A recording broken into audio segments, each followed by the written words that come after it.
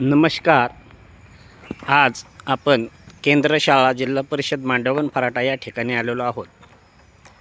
आणि ह्या शाळेचा एक आदर्श उपक्रम म्हणजे या शाळेमध्ये या शिक्षण संस्थेतून जे विद्यार्थी पुढील शिक्षणासाठी जातात त्यांचे दाखले देताना मात्र 100% मोफत दाखले हे देण्याचा हा उपक्रम सध्या या शिक्षण संस्थेचा सुरू आहे.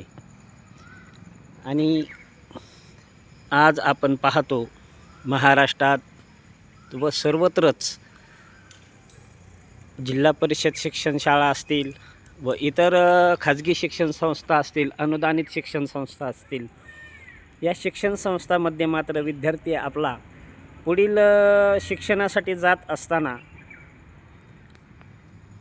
कमीत कमी 100, 200, 300 या रकमेच्या रकमा ह्या केवळ दाखला देण्यासाठीच्या नावाखाली व दाखला देत असताना त्या विद्यार्थ्याला दिल्याशिवाय दाखला हा दिला जात नाही. अशी सध्या ही अवस्था असताना ही मांडवगण फराटाची शाळा मात्र एक आदर्शमय असा एक उपक्रम राबवत आहे. आणि महाराष्ट्र शासनाचे आदेश, निर्देश, सूचना यांचा सन्मान हा नक्कीच या ठिकाणी होत असल्याचे जाणवते.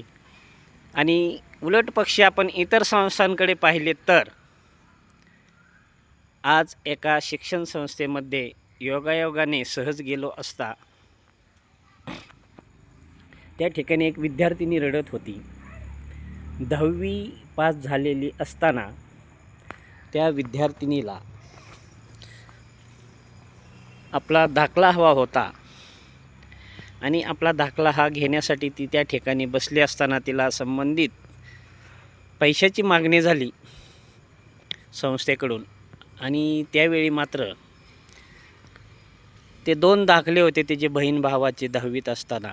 ते काही पैसे जवळ नसल्यामुळे घेऊ शकली नाही आणि ती रडत बसली असता तिच्याकडे खुलासा केल्यानंतर केवळ 200 रुपये, एका दाखल्याला 100 रुपये याप्रमाणे घेण्यासाठी मात्र संबंधित शिक्षण संस्थेने हा दाखला अडवला. आणि त्यामुळे तिला जो मानसिक त्रास झाला हा त्याहीपेक्षा भयंकर असतो ना.